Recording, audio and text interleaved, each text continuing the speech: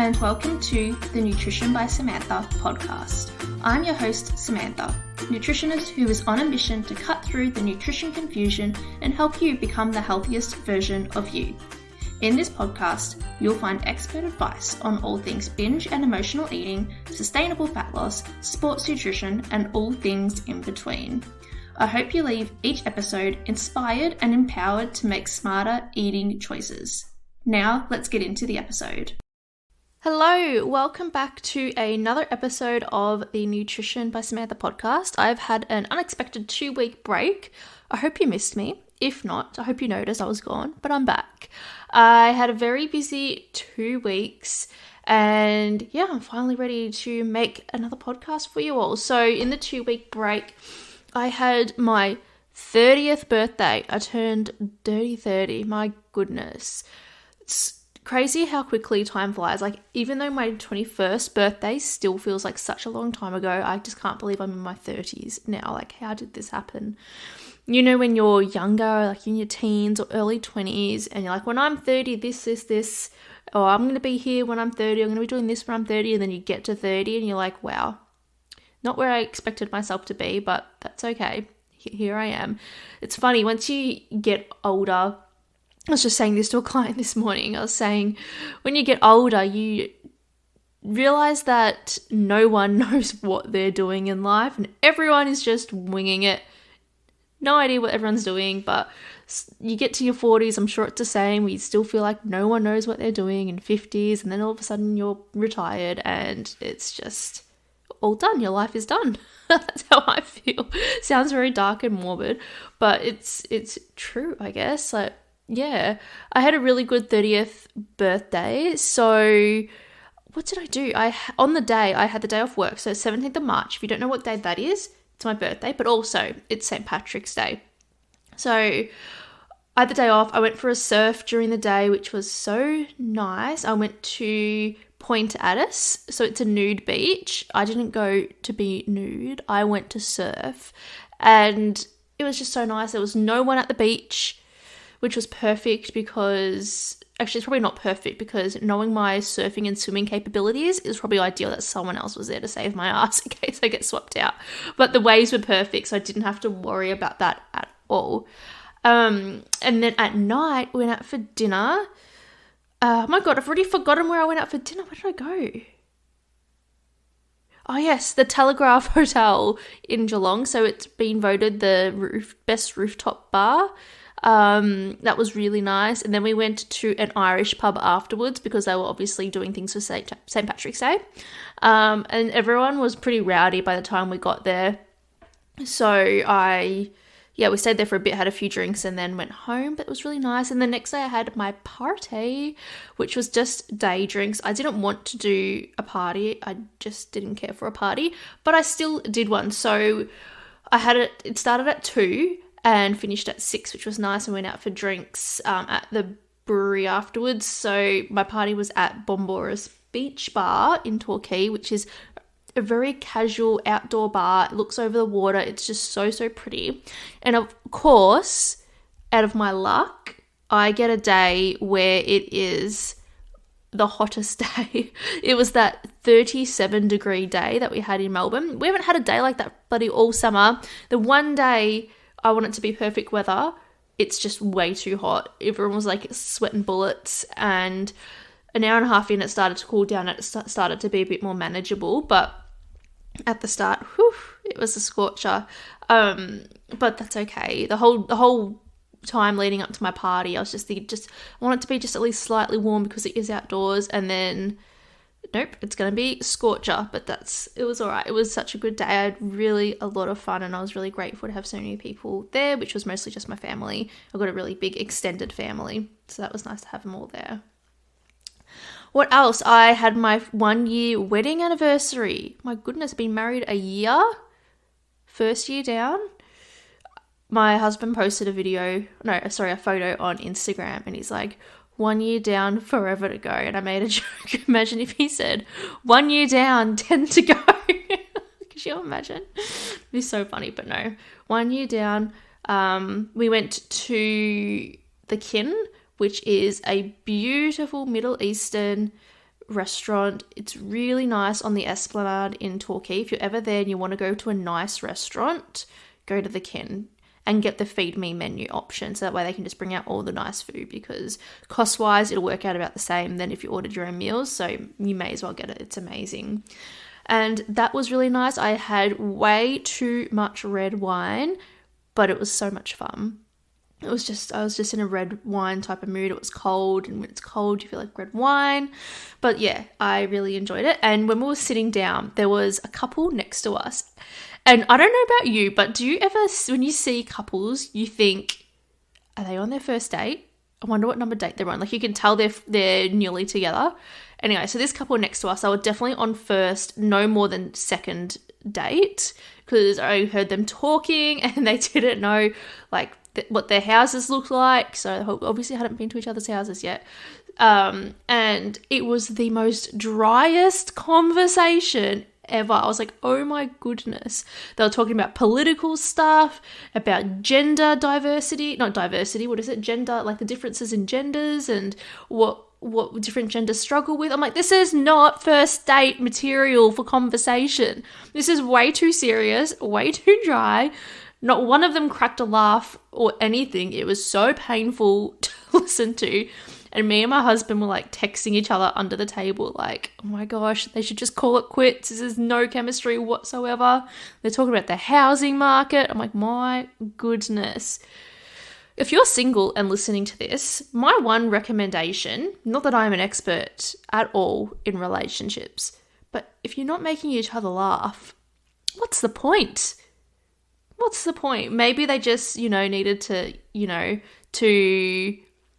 I don't know, just break the ice, and that way they can get more conversation going, more fun conversation. But my God, it was so painful to listen to. But anyway, you're not here to listen to about that. But yes, I had a great week, had my 30th, had my wedding anniversary. And yes, I want to get into today's episode. It is all about the common struggles I see people that work in the corporate world, the struggles that they face with their nutrition and their health, because it is a really hard one. And back in my day, so before I was studying nutrition, I worked in the corporate world. So I remember so clearly the struggles, not just me, but mostly my colleagues faced with their nutrition. At the time, I was on a vegan diet, so there was only so much I could eat anyway, so I didn't struggle too much with it. But I know a lot of my colleagues did, and I saw some very poor eating habits in my colleagues as well, so I want to talk about that. Now, to get started with my food recommendation, it's not a food this week. I was in a conversation with a guy, one of my clients, and he was talking about how it can be really hard to not drink alcohol as much. So this little recommendation is to help limit your alcohol consumption. I know a couple of my clients love a cheeky glass of red wine. I know you're listening, and you know I'm talking about you. If you're listening to this, you know I'm talking about you. And yeah, it can be really hard to break that habit, especially if you're a busy day working in corporate. You get home, crack open that bottle of wine that's been building up dust in the cupboard. You're like, today's the day to open this 2016 wine. That's what I did on the weekend. But anyway, now my recommendation is to opt for a drink like a kombucha. So I don't drink kombucha much just because I don't. There's no other reason than that. When I feel like it, I'll go and grab one. But it has that fizziness, and if you pop it into a wine glass or an alcohol glass, add some ice, it can be a really nice drink to have after work and almost feels like, a treat. It may even give you the same reward that a wine does, where you're like, I'm having a wine, I can relax. But instead, I'm having a kombucha, I can relax. It can be that thing, because with alcohol, I believe that a lot of it is we associate alcohol with relaxing or the end of a work day. So maybe we can associate kombucha with relaxing and end of a work day instead of alcohol. It can be really hard to do at the start, but I think you can get into a really good habit of using that as your vice at the end of the day. Because everything is a habit, right? Literally everything we do is a habit. It is a habit to have wine at the end of the day or end of the work week. and it can creep up over time if you are drinking more than you should be. Let's put it that way. So try that out. It doesn't have to be kombucha. I just think it has a nice taste to it and that fizziness. You can also do like a soda water in a wine glass, or you can get non-alcoholic wine, but I do think those pack a little bit of calories in them. So these can be a lower calorie option if you're on a weight loss journey, because remember, alcohol has calories, and if you're consuming a bit of alcohol, it's going to increase your caloric intake. Okay, so there are a little bit of my recommendations for food. It's kombucha today. I'm sure you've all had it, but maybe if you're, you like a cheeky drink, this can be a little substitute so you don't have it as much. Now, for the news article for today, it's actually a good one. I don't have one where it's like, that crap advice you see on Sunrise. No offense, Sunrise. Don't come at me.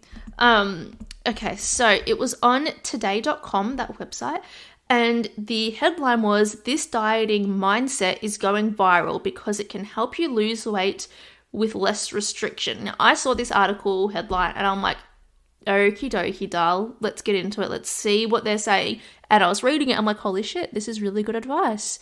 I use it with my clients when I feel like they need it. And I think you can really take a lot out of it. So what they're saying in this article is you need to add and not subtract when it comes to nutrition. So stop taking things out of your diet, saying cut this out, cut that out, don't have any sweets, don't eat this, but rather in this article's example, it says if you feel like waffles for breakfast, instead of being like, I can't have waffles, I'm trying to be healthy, where you'd cut it out, instead add things onto it that are going to be beneficial. So maybe adding in some Greek yogurt and some berries could be a really good option to add some protein, add a little bit more fiber to that meal to make it a little bit more filling and satisfying, rather than if you're going to have waffles and added sugars on top like honey. Nothing wrong with honey, but it is another sugar. That's not going to really fill you up. There's not much protein, not much fiber. You're going to eat it, digest it, and you'll be hungry again within the hour. Adding some more quality foods on top of it rather than saying, I can't have waffles. Another example, instead of saying, oh, I can't eat a muffin or a cookie, think about what can I add to this to make it more nutritious and more filling. In your mind, you might be thinking, oh, but I'm going to be consuming more calories. But in reality, what will be happening is you're going to keep yourself fuller for longer because you're adding more nutrients into it. Whereas if you just had the muffin or the cookie, you'll probably go back for another one, or you'll be hungry within the hour, just like the waffle. Whereas if you add something like a piece of fruit to it, it's going to be a whole lot more satisfying and filling. It's all about just not feeling like you are restricted, but rather that you are balancing out meals and balancing out snacks a little bit better to help with reaching your health goals. Now, in saying that, calories in versus out is always key. You want to be eating less than what you burn, but if you have tried eating less than what you burn, but you feel restricted, this can be a bit of an easier way to just eat a little bit more balanced and get yourself used to eating more nutritious foods and adding in more nutrition into your diet. It can make it a little bit easier for you. Another thing they recommended in this article was a little mantra from a dietitian called Elena Milstein, I think it is. Now, she says, delay, don't deny. So in this TikTok that's part of this article, it says, instead of digging into a bag of pastries she's really craving, she eats something nutritious first. That way, she doesn't end up filling up on pastries, which would leave her feeling not great and craving even more sweet treats. I love this as well for two reasons. Number one, she's so right with if she has something nutritious first and then has a pastry, it's just going to satisfy that craving so much better and actually keep her satisfied until the next meal or the next snack. Secondly, if she has something nutritious first, she might even find that she no longer wants the pastries and that she really just needed something nutritious in the first place. So in this, it's also about not restricting or feeling deprived. It's just about seeing how you feel after you have something nutritious first. If you still feel like the pastry, have the pastry. But if you're like, oh, I actually don't need it anymore, I think I'm going to be good until dinner time, for example, then you don't need to have it. And you've just saved yourself, eating a highly processed, more calorie dense meal that you didn't really need to eat in the first place. You just needed something a little bit more nutritious in your diet. So I thought this was super interesting and such a great way to look at your nutrition. So I definitely would recommend that. Hey, this is a super quick interruption to tell you about my new program, the NBS Method. After working one-on-one with over 400 people on their weight loss journey, I have developed my own unique formula and method to help clients get from restriction, binge and emotional eating, self-sabotaging behavior, and having no idea what actually works for weight loss to feeling in control, confident, knowing how to deal with their triggers, becoming a more mindful eater, knowing how to eat for fat loss, and finally seeing the weight loss results that they're after. This 5-month nutrition coaching program will show you how to lose weight in a sustainable way, stop overeating, reduce binge and emotional eating, and finally feeling in control over your eating rather than food having control over you.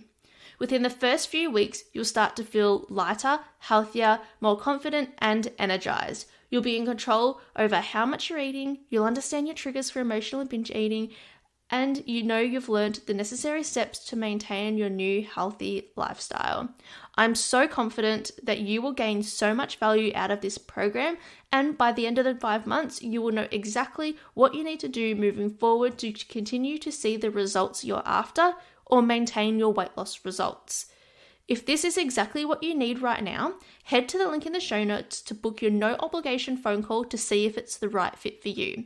Okay, let's get back into the episode. All right, let's get into today's topic of the struggles I see people in corporate having and how to rectify it. What are the solutions I give my clients that work in corporate to help with this? Because it is a serious struggle. And if you haven't worked in a corporate office or like an office setting before, you'd be surprised at the things that really come up for clients in these roles. Now, I have worked in a corporate setting and I have also worked in a job that required a lot of physical work. So I worked in a warehouse.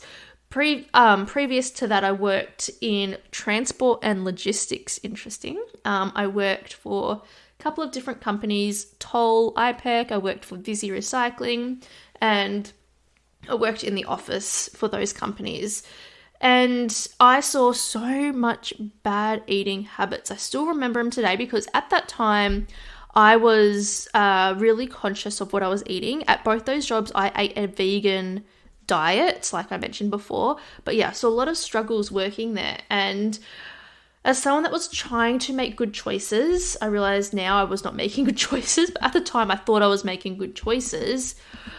Everyone else around me were just making some really poor choices. And I want to talk about what I saw, as I'm sure it's probably still similar these days. Now, the number one struggle I see is time management and time constraints. So people working in corporate often have very busy schedules and are limited to prepare and eat nutritious foods. Which can obviously lead to reliance on fast food or vending machine snacks, which tend to be higher in calories, sugar, or fat, or simply they just don't eat at all. That is super common. They just don't eat enough food. Now, what is my solution? If you have been listening to me for a hot minute, you will know my first recommendation is you need to plan your meals and make it as simple as possible for yourself. So, what I did when I'm going to talk about when I worked in a warehouse, because I wasn't vegan then, and that is probably more realistic for the average person listening to this. Now, I would meal prep my dinners and lunches for the whole week. Now, I could eat the same thing on repeat every single day. I don't care. I just want to eat so I can survive and get to my next meal. I couldn't care less about the taste. Now, so what I would do is I would either buy pre-bagged lettuce, like garden salads and things like that. And then I would take a can of tuna and half an avo. And I will put that in my bag and take that with me because I didn't have to do shit. I literally just grabbed and go. Like there was nothing I had to prepare. I didn't have to worry about what I was going to make.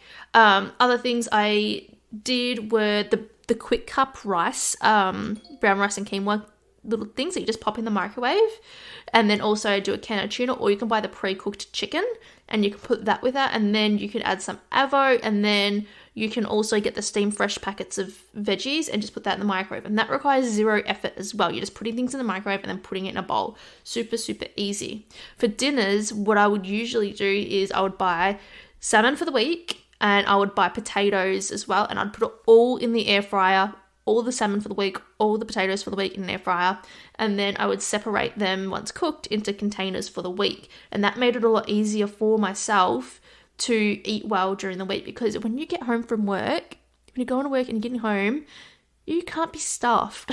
You cannot be stuffed getting food ready for dinner. You will most likely drive through past a takeaway joint and you'll be like, oh my God, I cannot be bothered making anything. I'm so exhausted. I'll just go through the drive-through. But if you know you've got your meal ready at home for you to just put in the microwave and then eat, it's going to make it that little bit easier to just wait until you get home and just put it in the microwave and make your life and your night so much easier. Now, if even this doesn't sound like something that you will do, get pre-made meals. Just buy pre-made meals.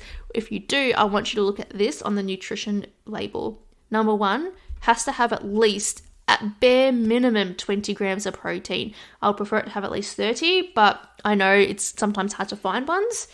But if you can find one that has 20 to 30, that's going pretty well. And if it can have, depending on what size body you're in, if you're male or if you're female, if you're a female in a smaller body and you are after weight loss, I would probably recommend something between 400 to 500 calories. If you are a male, at bare minimum 500 calories as a general guide, right? Just general guide. Everyone's different. If you're a female in a bigger body, maybe 500 calories for a meal could be a good option for you. That can be really helpful. Now, I do have my go-to recommendations for pre-made meals. I love my Muscle Chef. That's a good option. Core Power Foods is a good option. The Coles Perform meals are a good option. There are some, I also like the Super Nature Wellness Bowls from Coles or Woolies you can get. They're great too. They don't have enough protein, so I would also, if it's a low protein one, add a can of tuna or some chicken to it to help bump up the protein content in those. Now, with your pre-made meals, a lot of them don't have enough vegetables, like at all. It looks like it's veggie wholesome on the packet, and then you open it and there's like 3 little broccoli stems. That's not enough fiber. So I would also just buy some Steam Fresh packets of vegetables, and then just when you put it in the microwave, add that in the microwave too, just to help bump up the fiber content for the meal. Now, if you're one of those people that skip meals, you got to stop right now. Stop. Because it's leading you to overeat once you get home, and you might think you're not, but I can tell you probably are. Because if you're going the whole day without eating, you get home, you are absolutely ravenous. The first thing you're doing is going straight to that pantry and downing anything you can find in there, or you're going through the drive-thru on the way home because all of a sudden your stressful workday has stopped.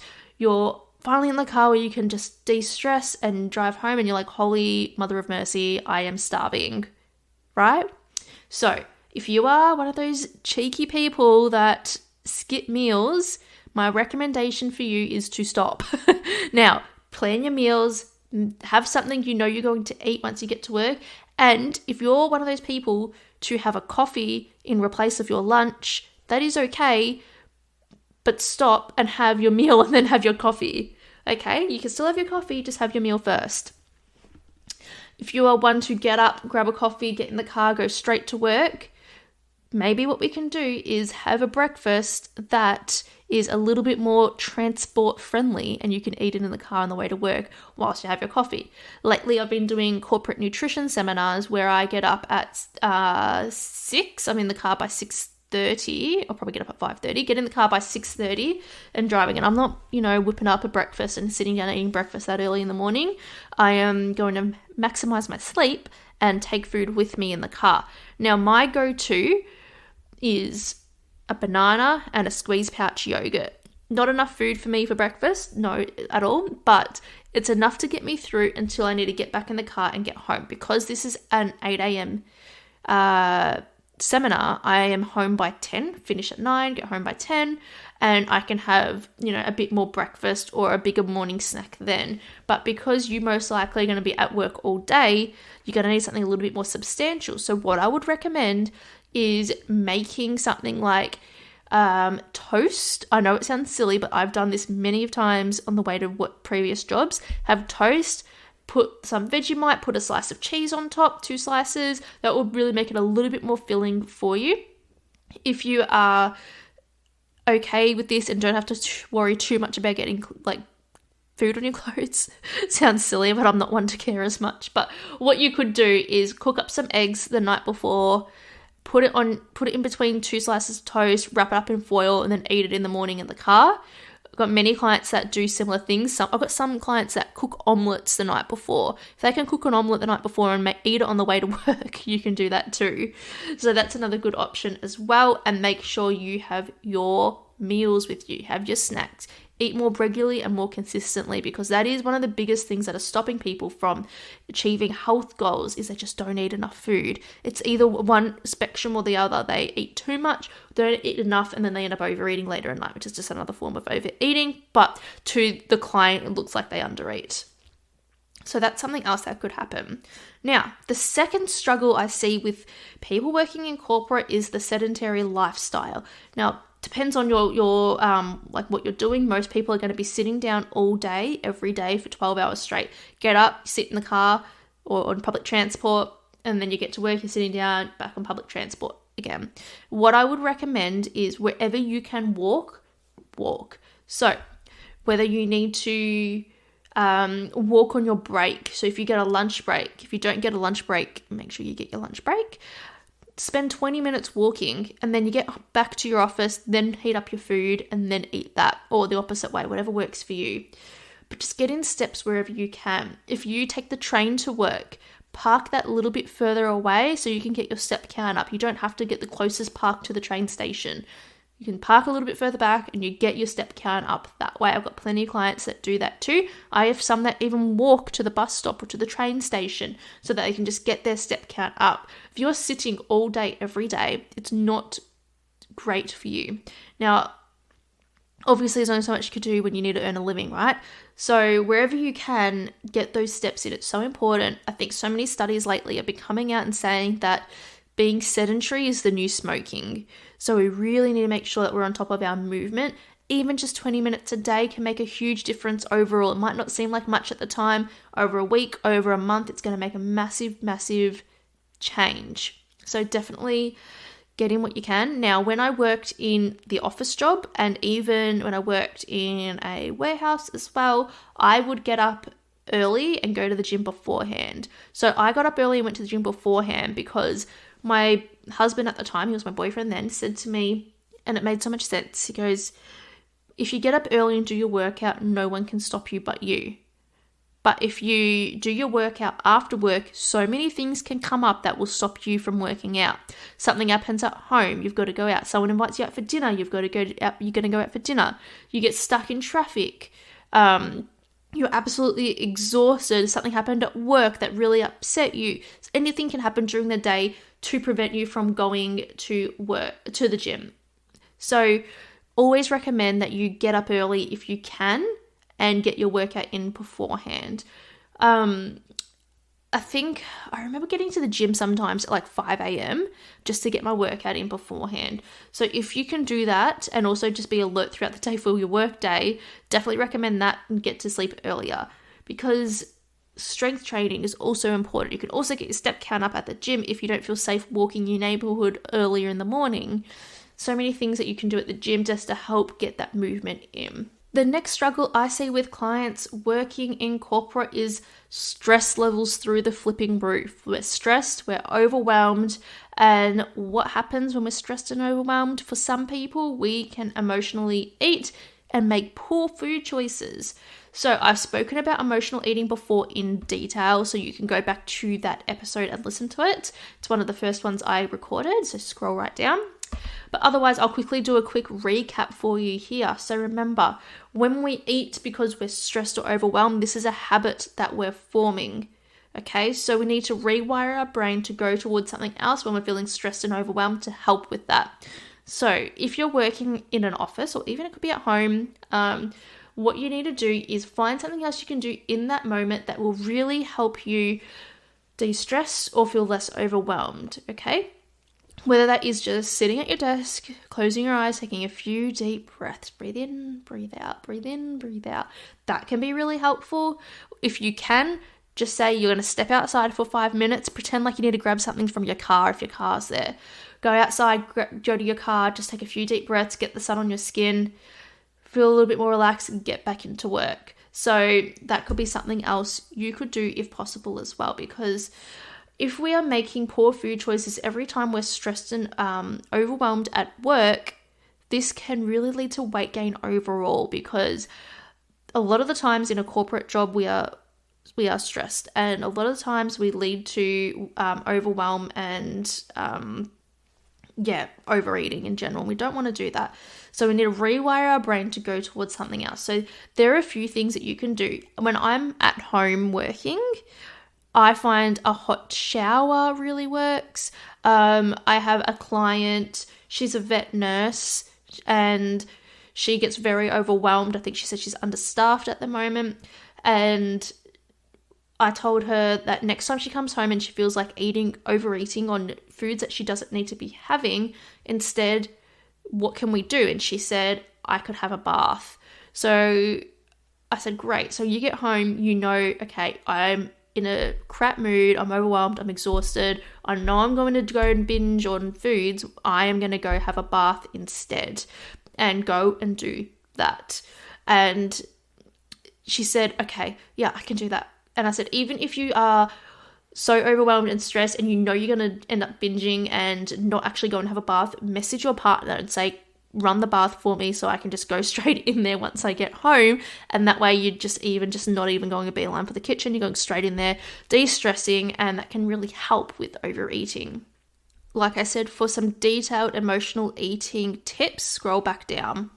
Now, the next thing I see, I have generalized it as peer pressure, but it's not really peer pressure. It is peer pressure, but it isn't. Now, a lot of people and clients I have that work in corporate, they have so many social events and lunches with clients, and they need to butter up because they want to keep them as clients. They need to go and take them on lunches and all this. And firstly, I am so jealous because that sounds like amazing. Just getting like lunches, just, on the company. You can order what you want, drink what you want, and, it's all on the company. But it sounds all nice and good. But if you do this on the regular, from what I've heard from my clients, they get really, I suppose the word's frustrated, right? Because they're trying to do well on their nutrition journey and everything. They're trying to eat better, but then they've got these events that they have to go to.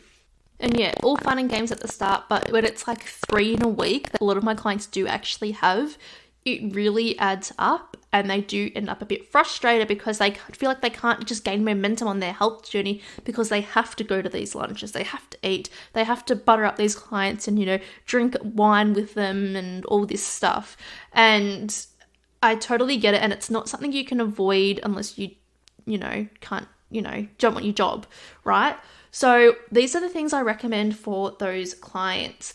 Number 1 is know what meals you're going to have out for the week. Look at the menu and pick really good options. Now, what I find with most of my clients that work in corporate and they have these things is it usually ends up like share type foods where they, sharing foods around, or there's like canapes going around, like those sorts of things.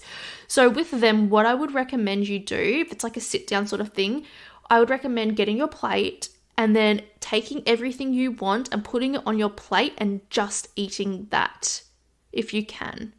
Now, this can be really good because then you can be in control of how much you're eating, because if you're picking at things, by the end of the night, you have no idea how much you've eaten, right? You've been picking at things. You don't remember every single little thing that you've had. So if you portion out everything you need, be like, okay, where's my source of protein coming from? Put that on my plate. Is there anything that has some fiber in it? Get some greens in there somewhere. Is there anything with veg that we can add on the plate? Are there any sources of carbs we can add on the plate? What can we do to make this a little bit more balanced and do the best that we can in this situation? So that's my recommendation with food. if you know you're going out for like a lunch, a corporate lunch, maybe you don't need snacks that day. So you can cut down on food here and there during the day to help cater for the lunch out. And that way you are able to overall consume less calories during the day. If you find by cutting out a snack, though, it's going to lead you to overeat at wherever you're going, then I don't recommend that because you'll just end up consuming more. But if you know that you can still manage your daily energy intake and skip some snacks and just focus on the main meals on those days, that can work wonderfully. So my next tip is about alcohol, because alcohol is one you really get peer pressured for. You can't just say, oh, I'm not going to drink today. Everyone's like, oh, come on, have a drink with me. Come on, have a drink. And then, you're in a work setting. You don't want to be like talking about your health goals and all this. Like, no one cares, right? Everyone just wants to feel okay about drinking, so they kind of pressure you to drink. So in these situations, if you feel like you have to drink in these situations, I would recommend low calorie options, always getting no sugar drinks or like a soda water with any mixes, or getting like a glass of champagne or even any glass of wine, because what you can do with these is you can hold them for the entire day. Like, you can have this wine, sip on it throughout the entire like lunch, and that way, instead of going, trying to have another one when everyone else is having another one, you can just you can have your same drink and you're not consuming so much then. And people won't be like, oh, you want another one? Do you want another one? Because like, oh no, I've already got my drink, thank you. And you don't have to worry about consuming more. Also, using the excuse that you have to drive home afterwards is great to really limit the amount of alcohol that you're consuming at these events as well.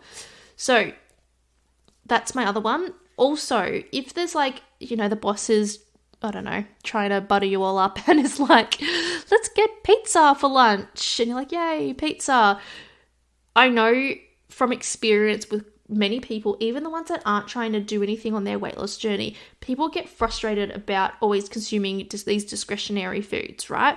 So if this is you, I would still recommend you take your lunch to work and maybe just have 1 or 2 slices of pizza and having your own lunch as well. So you can consume less of the discretionary foods and discretionary lunches and more of the good stuff. And finally, be really mindful, super mindful of what you're eating and how much. Be conscious of what you're doing and what you're consuming, especially if you're on a weight loss journey and a health journey, because if you aren't mindful, you can just easily consume so much more.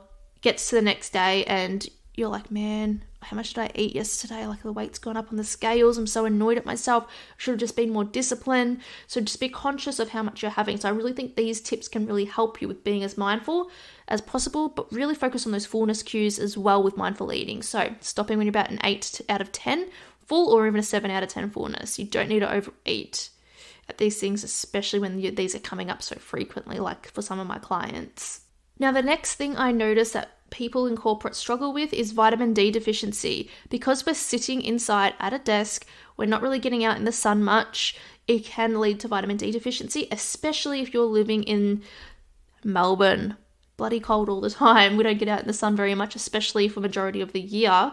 And in fact, 1 in 4 people in Australia are vitamin D deficient. So really make sure that you are getting some sun on your skin where you can. Now, obviously be sun smart, don't burn yourself or anything, but if you can get out in the sun for about 20 minutes while you're going for a walk, that can be fantastic to getting your vitamin D levels up. Otherwise, you can also get your vitamin D levels up through some foods. So an interesting fact is mushrooms. If you put them in the sun for 20 minutes, gills up, and then consume those mushrooms, you will get your daily dose of vitamin D. Very interesting. And you can even buy vitamin D fortified mushrooms from the store, which is awesome. A lot of fish and eggs are also high in vitamin D too. That can help bump up the vitamin D levels, but in general, really need to be getting it from the sun. And if you can't, supplement, because it's really hard to overdose on vitamin D through supplementation. So if you have 1 a day, you will be fine. Obviously, consult your healthcare practitioner before taking any supplements. This is general advice, but if you're vitamin D deficient, you need to be on top of your vitamin D levels. It really helps with overall health, mental health, bone health, nutrient absorption, so much. We need to be on top of our vitamin D. And finally, if you are a boss, a manager, team leader, this is for you. A lot of people that work for you that I see and I guarantee it's so many others that work there, don't want discretionary items in the workplace. They are already struggling with their health because they work in an office. They're already probably struggling with weight gain. They don't need added, oh, I got you all muffins, or here's some chocolates, let's pass them around. Promise you that they don't want it. They will take it because it's in front of them. I mean, how many times can you say no to chocolate? Probably about 3 max before you cave in. So if we can avoid these type of foods in the workplace, or don't bring them in for your colleagues if you decide to take them in, really focus on maybe switching the options for some healthier options. And if you don't know how to do that, you can contact me and I can go through some really good options for the workplace, some snacks to have in the workplace that can really help. So they're my recommendations for today. I really hope you found this helpful. If you did, please let me know. I will be back in your ears next week for another episode. And yeah, if you are struggling on your health journey, really struggling with balancing your corporate life with your nutrition, your health, your weight loss goals, send me a message on Instagram. Let's have a chat. Send me an email if you like to, and let's chat about how I can help you, because you don't have to struggle and you can do it all. You can be successful in your career and you can still eat well and you can still live a healthy life. You don't have to choose. You can have both. And I want to show you exactly how to do that in my program, the NBS method, which you would have heard about before. All right. Well, have a lovely day today, and I shall chat to you next week. Bye.